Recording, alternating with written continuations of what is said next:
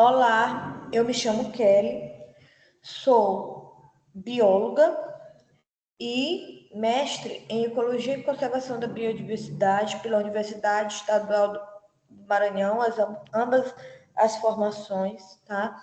E atualmente sou discente do programa de pós-graduação em Biodiversidade e Biotecnologia pela Universidade Federal do Amapá. Estou cursando a disciplina Estágio de Docência.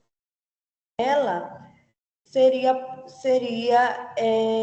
gravado um vídeo sobre a temática da tese do discente. Como a minha temática da minha tese é trabalhar com a riqueza e a diversidade da neurofauna do estado do Amapá, eu trouxe um pouquinho para vocês sobre a herpetofauna brasileira, tá? Da qual a gente vai falar um pouquinho agora sobre. Para falar de herpetofauna, primeiramente é preciso entender sobre herpetologia. O que é herpetologia? Herpetologia é o ramo da zoologia dedicado ao estudo de répteis e anfíbios, quanto à sua classificação, quanto à sua ecologia, quanto ao seu comportamento e quanto à sua fisiologia. Todos esses parâmetros biológicos e ecológicos fazem com que a riqueza da anglofauna, da herpetologia, seja cada vez mais elevada. Porque dentro da classe dos vertebrados, que são os animais que possuem coluna vertebral, esses dois grupos, os anfíbios e répteis que compõem a herpetologia, marcam a transição entre o ambiente aquático e o ambiente terrestre, né? Aonde nós temos ali especificadamente o grupo transitório, né, da classe anfíbia, tanto é por causa disso ela é conhecida como popularmente por ter duas vidas, né? Porque ali na sua fase os anfíbios eles estão presentes eles estão presentes no ambiente aquático e adultos no ambiente terrestre, e temos os répteis, né, que são mais ali especificadamente do ambiente terrestre. E esse grupo ele é o mais biodiverso devido a inúmeros fatores. Dentre esses fatores de classificação, ecologia, sistemática, hábitos, né, e habitats, que devido à de composição de flora e de ecossistemas presentes no nosso território brasileiro fazem com que essa classe, esses anfíbios e répteis também possuem uma rica variedade e uma rica composição também no nosso país. Para além disso, esses grupos eles têm extrema importância médica, muitos dos quais servem como parâmetros das suas toxinas, servem como para a produção de medicamento, né? E, por fim, nós temos também para além de todos esses parâmetros que eu falei para vocês, nós temos também a questão da cultura, né? Muitas lendas, muitos mitos que são relacionados a esses grupos, assim também como a própria natureza deles, que é bem específica. Bom, os anfíbios no mundo, eles são bem distribuídos em todos os ecossistemas e em todos os continentes. Como a exemplo do Brasil, vocês conseguem ver através desse mapa que eles têm uma rica diversidade, né? Eles têm uma rica densidade populacional no nosso país. E onde é, Kelly, que tem uma fragilidade, uma menor população ali de anfíbios? É justamente nas regiões polares.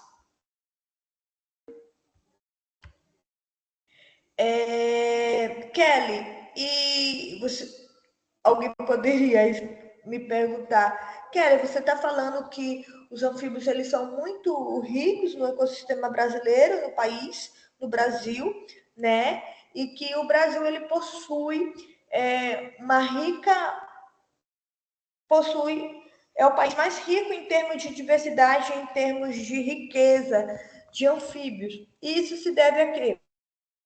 Justamente por causa da rica nossa, primeiramente, extensão territorial e também por causa da nossa rica composição de flora, né? E devido aos nossos ricos ecossistemas. Só para lembrar que o Brasil ele possui 6 biomas bem característicos e bem específicos, né? Onde muitas vezes as características elas não se intercruzam. A exemplo do bioma amazônico, que tem uma característica ali mais úmida, né? E uma floresta mais densa, possui determinadas espécies que só ocorrem nesse ecossistema, nesse bioma, e, por exemplo, no bioma caatinga, que é extremamente oposto ao bioma amazônico. Por quê? Porque nessa vegetação, nesse bioma, o bioma caatinga ele é mais característico por possuir uma vegetação mais menos densa, né? Uma vegetação, uma temperatura mais quente. Então, determinadas características e determinadas espécies que são específicas e que ocorrem no bioma amazônico não vão ocorrer no bioma caatinga devido a esses fatores físicos, químicos e biológicos, tá? Para além disso, existe também a questão da vegetação, né? A vegetação da floresta amazônica é uma vegetação com árvores mais densas, né? Com árvores maiores, coisa que não ocorre, por exemplo, no bioma caatinga. Né? E isso tudo vai facilitar com que determinadas espécies sejam específicas de cada bioma desse. Tá? E a exemplo disso, um dos grandes problemas ambientais que nós estamos tendo nos últimos tempos, né, é a questão da degradação ambiental, dos impactos ambientais, da degradação dos nossos biomas e degradando-os afetadamente, implicar na população dos nossos na população dos nossos anfíbios, dos répteis e de toda a fauna brasileira ou mundial. Isso por quê? Porque sem os biomas específicos, sem essas características, sem essa vegetação, as espécies elas não vão ter, né, onde se refugiar, elas não vão ter ali o seu habitat natural. Então, isso acabará desencadeando um problema de desequilíbrio ambiental, né, da qual dizimará as espécies, né? E como pode ser revertido isso? Através da conservação, né? Da conservação dos nossos ecossistemas e da repartição de benefícios da biodiversidade, aonde tem que haver um equilíbrio, né, muito maior na parte de conservar do que o ser humano beneficiar diretamente, né, dos benefícios da natureza sem ter dado tempo de recomposição, né, sem ter dado tempo do bioma ou da floresta ou do recurso ambiental se reconstituir, se regenerar. E é muito isso que tem acontecido nos últimos tempos, que tem afetado diretamente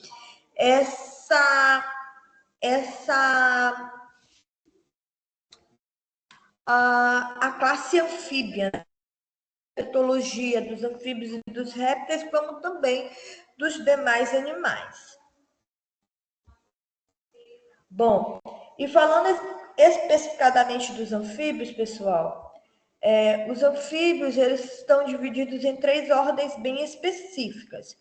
Nós temos a ordem Gimnofiona, nós temos a ordem Caudata e temos a ordem Anura, tá? A ordem Gimnofiona, ela possui atualmente cerca de 221 espécies, é um bicho bem interessante. Por quê? Porque muitas pessoas, quando encontram um bicho desse na natureza, acham que é uma serpente. mas a gente vai ver mais para frente que não é serpente. Principalmente por quê? Porque as serpentes, elas possuem escamas. Característica essa que não é presente nas representantes dos gimnofionas, tá? Por quê? Porque são cobras cegas, que são conhecidas popularmente cobras cegas, cecílias, né? Por quê? Porque justamente eles possuem esse corpo alongado, tá? Eles não apresentam patas e são popularmente conhecidos principalmente por cobra cega, primeiro, por se assemelhar a uma cobra, e segundo, por terem os olhos poucos desenvolvidos, que acaba sendo um mecanismo de defesa desse bicho, aonde um predador no meio ambiente, né, não vai conseguir identificar aonde fica a cabeça desse bicho, né, e aí vai tentar abocanhá-lo, né, predá-lo. E aí é um mecanismo de defesa, porque como os olhos deles não são bem desenvolvidos, bem evidentes, caso o predador, né, consiga abocanhar a cauda desse bicho, né, ela acaba tendo um mecanismo de escape. E esse bicho, pessoal, ele possui um hábito fossorial, ou seja, ele vive ali, né, entre o solo, ali debaixo do solo, tá? E por que esse bicho não é considerado uma serpente? Porque ele não tem escama, tá? Então, ele é um anfíbio, tá? E possui essas características específicas de não ter patas, possui um fossorial, que é viver entre os solos, não possui patas, né? E possui os olhos poucos desenvolvidos. Uma outra ordem bastante legal dentro da classe anfíbia é a ordem caudata, ou popularmente conhecidos como as salamandras. Por quê? Porque a ordem caudata são animais que possuem cauda, tá? Característica essa que o diferencia e gimnofiona, que não possuem cauda, tá? Então, essas salamandras, elas possuem cauda, característica essa que faz bastante denominação ao nome do grupo, ao nome da ordem caudata, tá? Esses bichos, eles são tanto no ambiente aquático quanto no ambiente terrestre, eles possuem uma característica bastante interessante, já é a presença de patas, que vai muito se assemelhar com a ordem Anura, tá? E eles possuem a cauda. A característica bastante interessante deles é que eles possuem características de pedomorfose. O que é a pedomorfose? A pedomorfose é justamente quando as mesmas características presentes no indivíduo juvenil persiste no indivíduo adulto, tá? E falando especificadamente da ordem Anura, que são conhecidas como as pererecas, tá? A ordem Anura, pessoal, é a ordem mais representativa dentro dessa classe, tá? Que vai enquadrar os sapos, as rãs e as pererecas, aonde são de ambiente terrestre ou aquático, tá? Eles possuem 4 patas, que vai muito se assemelhar à ordem caudata, tá? Possuem um corpo compacto e ausência de cauda, que vai fazer essa diferenciação da ordem caudata, tá? E além disso, são o grupo mais diverso e conhecido. E falando em características específicas desses bichos, assim como os outros, mas no caso dos anfíbios, eles possuem umas características bastante interessantes, que é de camuflagem. A característica de camuflagem, ela serve né? Ela serve para fazer com que o indivíduo ele seja fique imperceptível ao predador, aonde ele passa a possuir e ter características específicas que permitam que ele fique de acordo com a cor do ambiente da qual ele está inserido, como a exemplo dessas imagens. E aí esses indivíduos, eles conseguem se camuflar, literalmente, eles conseguem esconder por meio da sua coloração, de acordo com o ambiente no qual eles estão inseridos, eles conseguem se camuflar, se esconder de predador, tá? E aí nós temos também uma outra característica bastante importante, que é de defesa, que é o aposentatismo, que é onde, qual característica é essa? Essa característica é como se o indivíduo, o predador, em si, ele passa a ter ele tem colorações bem vibrantes, aonde como se ele estivesse emitindo alerta ao predador, dizendo, ó, não toque em mim porque eu sou perigoso. Então ele passa a ter colorações bem vibrantes para ela, como se fosse alertar esse grau de periculosidade e de toxina nociva que esse indivíduo tem, tá? Quanto à reprodução desses bichos, pessoal, é muito interessante, por quê? Porque é uma reprodução sexuada, tá? É uma reprodução sexuada, onde a fertilização ela é externa. E uma coisa bastante interessante desses indivíduos é porque, como eles são de ambiente transitório, eles são de ambiente transitório do ambiente aquático para o ambiente terreno, eles não vão ter casca. A casca, para a proteção de um ovo, de um filhote, vai estar presente apenas nos répteis, tá? Quanto aos os anfíbios, não tem. Quanto os filhotes dos anfíbios, os ovos dos anfíbios, eles não têm.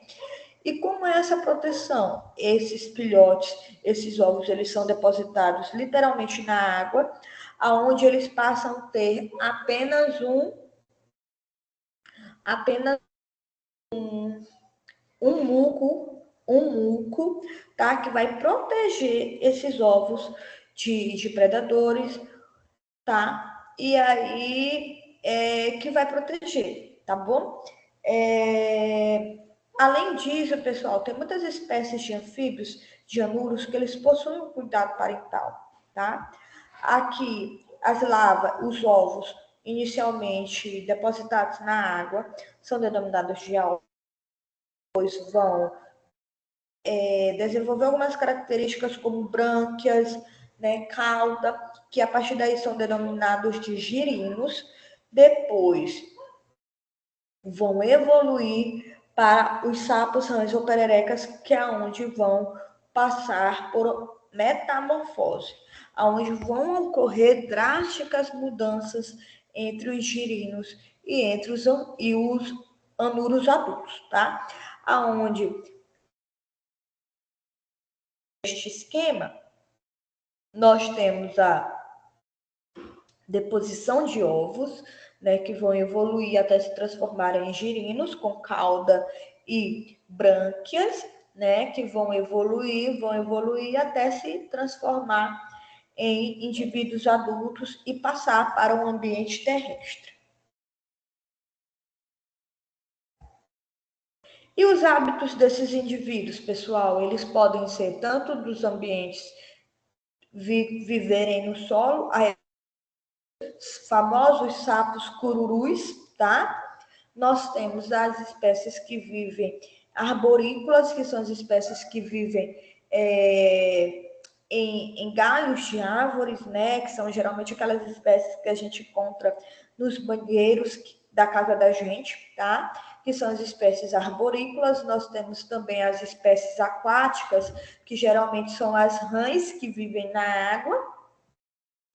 E saiu um estudo recentemente, encontrou trouxe uma espécie que também vive, ela foi encontrada vivendo dentro de uma bromélia, tá? Que nesse caso são espécies bromelícolas. Bom, pessoal, então, quanto à alimentação,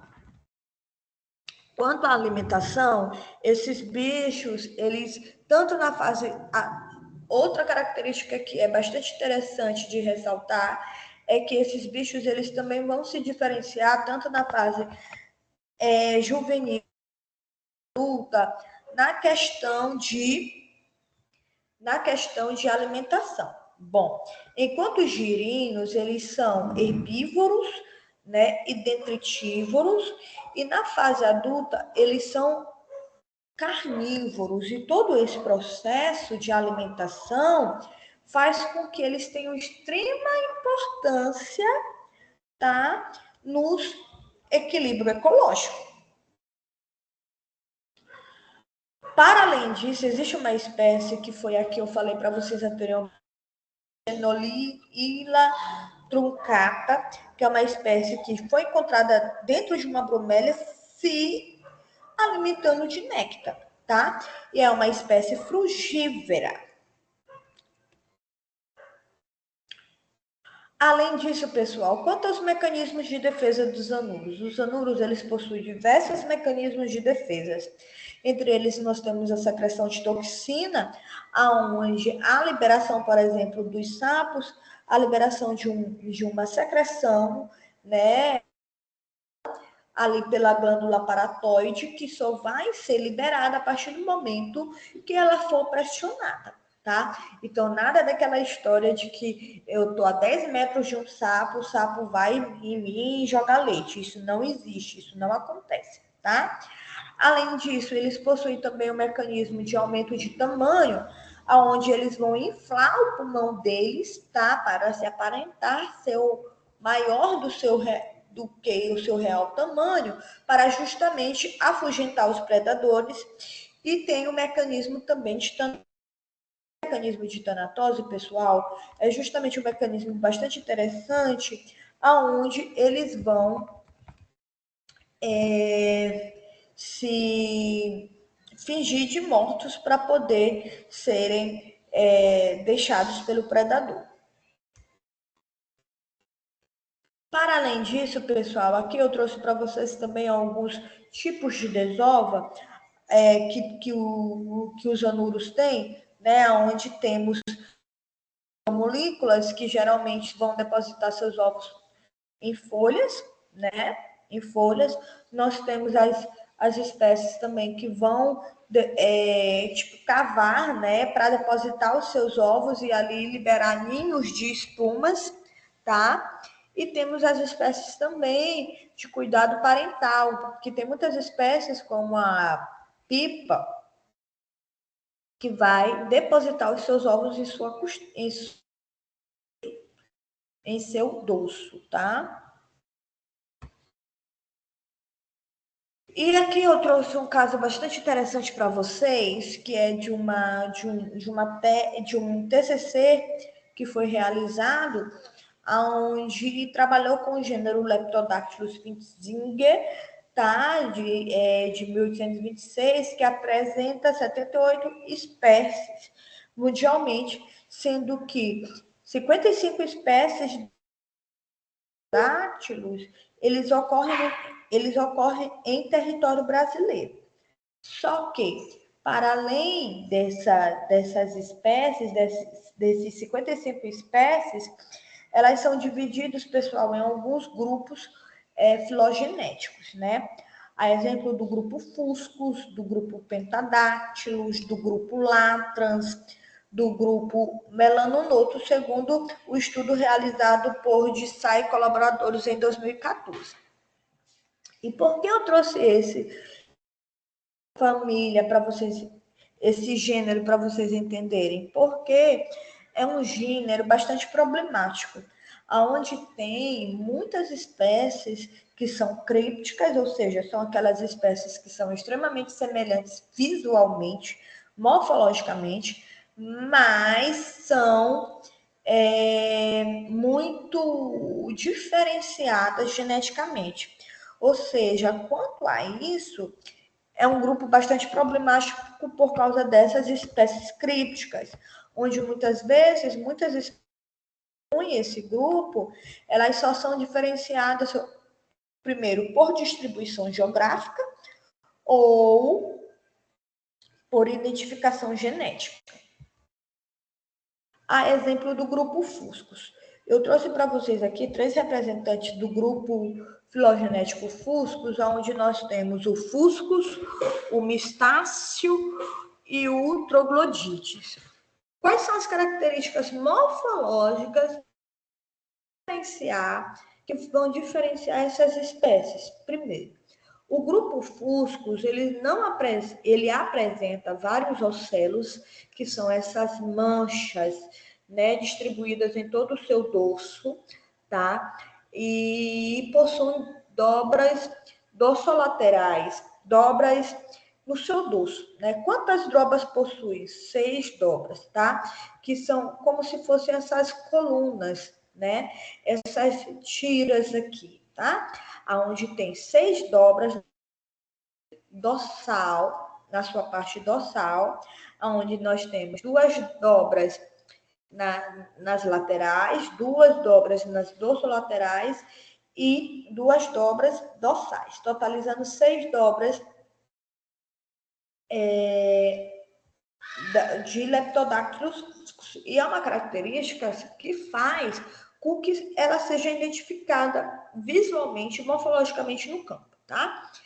Uma outra espécie que é muito semelhante a essa, que faz parte desse grupo, né, grupo filogenético Fuscus, e que apresenta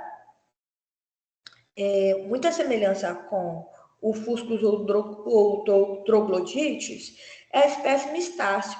Só que a espécie Mistácio, ela é ausente dessas dobras dorsolaterais, né? Dessas dobras laterais, dorsolaterais e dorsais, tanto ela quanto o Leptodactylus troglodites.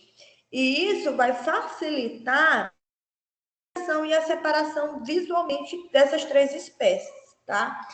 E o que vai diferenciar o Leptodactylus mistáceos das demais? Justamente porque Leptodactylus mistáceos, ele possui uma mancha que pega da narina até após o tímpano, uma mancha negra, né? Da narina até após o tímpano da cabeça desse bicho. Característica é essa que nem Leptodactylus fuscus e nem Leptodactylus mistáceo possui, tá? E o Leptodactylus troglodites, Kelly, ele é muito semelhante a Fuscus por causa dos ocelos que ele tem, né? Mas ele vai diferenciar porque eles não têm as 6 dobras dorsais, tá? Para além disso, o mistáceo vai diferenciar. Por quê? Porque ele não possui esses ocelos.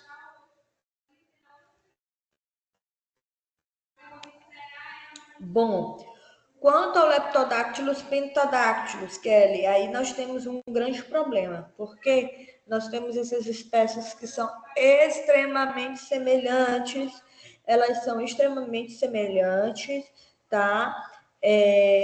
Visualmente. A literatura afirma que essas espécies elas ocorrem em diferentes, né? Aqui o Leptodactylus vastus, ele ocorre aqui mais na região amazônica e região nordeste, enquanto o Leptodactylus labirínticos, ela é mais diferenciada pela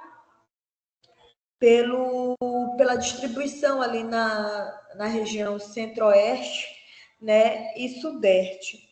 E são espécies que não, se ocorrer um caso de alguma registro de labiríntico no Amapá, ou no Maranhão, ou no Ceará, tem que fazer a comprovação genética para ter certeza que é labiríntico, porque são espécies extremamente idênticas. Quanto ao Leptodactylus latrans, do grupo Latrans, que é o grupo Latrans e o grupo Macrosterno, são outras espécies que também precisam dessa diferenciação genética, justamente porque possuírem características extremamente semelhantes. E nós temos um outro grande grupo, que é os representantes do grupo Melanonotus, tá? Aonde nós temos o Leptodactylus petersi, tá? E o grupo do Leptodactylus pustulatus. A espécie pustulatus, ela é bem fácil de ser diferenciada da Leptodactylus petersi, porque ela possui pintas, né? Ela possui manchas ali na sua parte ventral. Característica essa que Leptodactylus não possui.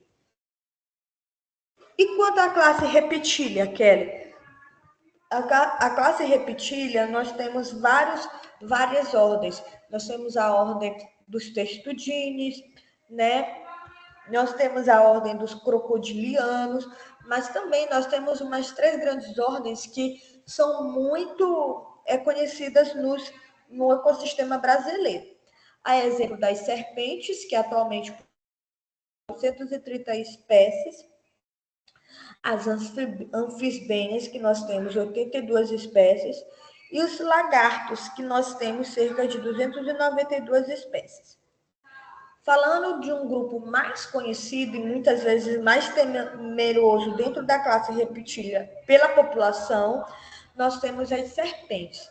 As serpentes, elas possuem uma característica comum, da qual eu já até falei para vocês anteriormente, que faz com que a gimnophiona não seja considerada uma serpente, que é por ter escamas, né? As serpentes, elas têm as escamas e as gimnophionas, elas não têm. Além disso, uma outra característica importante delas é de terem a pálpebra móvel, né? Nós, seres humanos, temos a pálpebra móvel, visível ao olho nu. Porém, nas serpentes, a pálpebra móvel mas é invisível, né? É como se fosse uma película transparente. Por isso que muitas vezes, quando é encontrada uma serpente em campo, não se sabe se ela está acordada ou se ela está dormindo, justamente por causa dessa transparência. Além disso, essas serpentes, elas possuem um corpo alongado, sem membros, e possuem também uma língua bifurcada, que vai servir ali como fosse um órgão sensorial para que uma noção de como está o ambiente da qual ela está inserida. Uma característica importante para a identificação das serpentes é justamente a disposição e de que forma estão as suas escamas, tá? Que podem ser lisas, quilhadas ou granulares e outras características também, tá?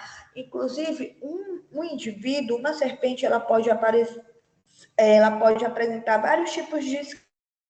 Por exemplo, na parte da ventral, ela pode ter uma escama lisa, na parte caudal, ela pode ter uma escama granular, né? E essa característica é muito importante para a identificação das serpentes.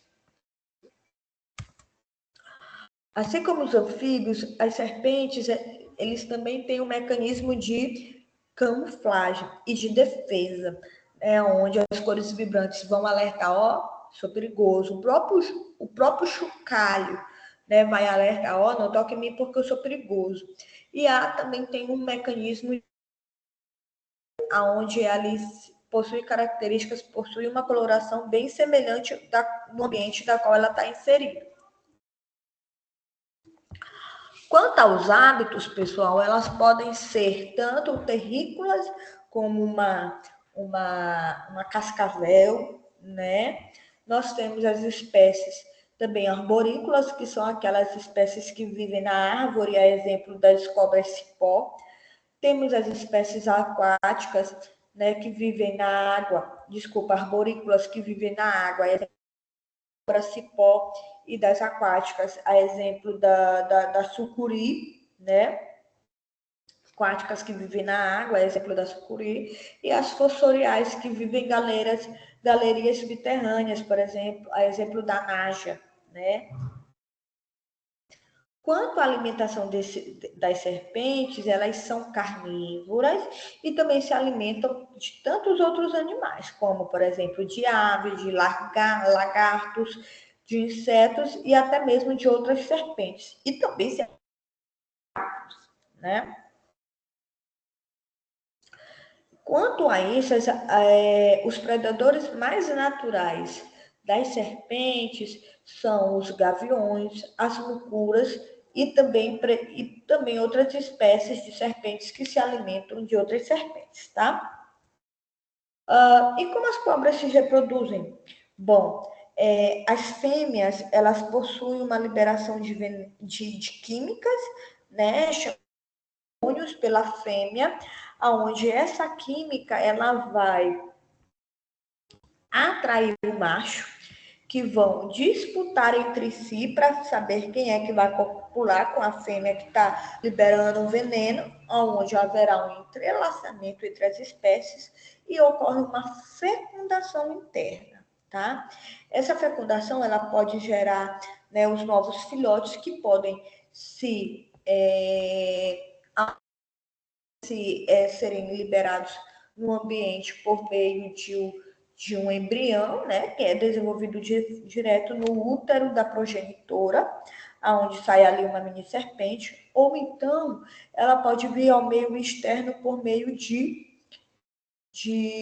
por meio dentro do ovo, né, até ela eclodir.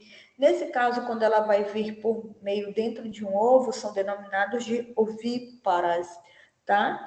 E o embrião ele é jogado, né, assim para o meio externo, elas são chamadas de vivíparas. Existe uma espécie, porém, que é a cobra piton, que ela não possui, né, ela não precisa de um macho para se reproduzir, ou seja, ela mesma se copula. E ela é uma espécie exótica, né, onde tem que ter muito cuidado, porque ela pode causar um desequilíbrio ambiental muito forte, visto que só existe uma espécie que é capaz de predar essa serpente. Então, ela sendo solta ou ela sendo levada em cativeiro ou por qualquer outro método para um local onde não possui um predador específico para ela, ela vai ser ela vai ter uma população muito gigante e aí vai causar porque não vão ter predadores para minimizar a população dessa serpente. Bom, e aí a gente começa a perguntar, né? E a extinção dos anfíbios? E as unidades de conservação? Como eu posso ajudar para os anfíbios, os répteis, eles não se extinguirem? E a herpetofauna e a conservação? Mitos e verdades. Bom, pessoal, quanto à lei das unidades de conservação, da lei número 9.985, onde definiu unidades de conservação como um espaço territorial e seus recursos ambientais, incluindo as águas jurisdicionais com características naturais relevantes. Atualmente no Brasil, existe cerca de 2.446 unidades de conservação.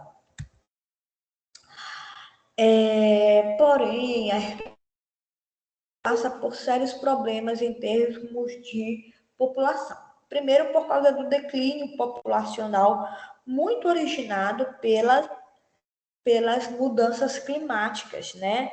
Pela destruição dos ecossistemas e principalmente também, quando não é por esses fatores, é por falta de informação, né? A pessoa, quando ela olha uma serpente, ela quer logo matar, ela não quer se afugentar dela ou deixar ela no ambiente natural dela, da qual ela vai voltar, né? Não, ela quer logo matar. Quando vê um sapo, quer logo jogar sal, quer logo matar também. Isso tudo atrelado às mudanças climáticas, atrelado à destruição dos ecossistemas, acaba sendo um fator muito importante para o declínio populacional dessas espécies, né? Olha, observada a primeira vez que foi observado um declínio populacional dos anfíbios foi desde 1980, né? Em 2004, 32 das espécies estavam ameaçadas em extinção e 43 já demonstravam uma nítida destruição, diminuição populacional. Que agravante é?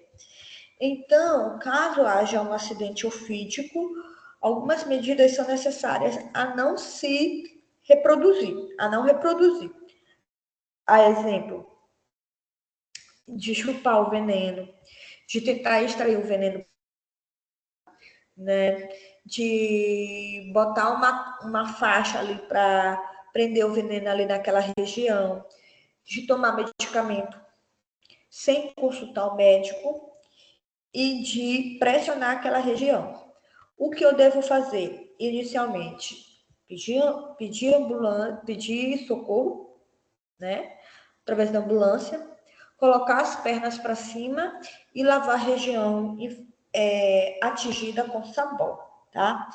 E era isso. Eu agradeço a oportunidade ao professor Breno e o meu muito obrigada.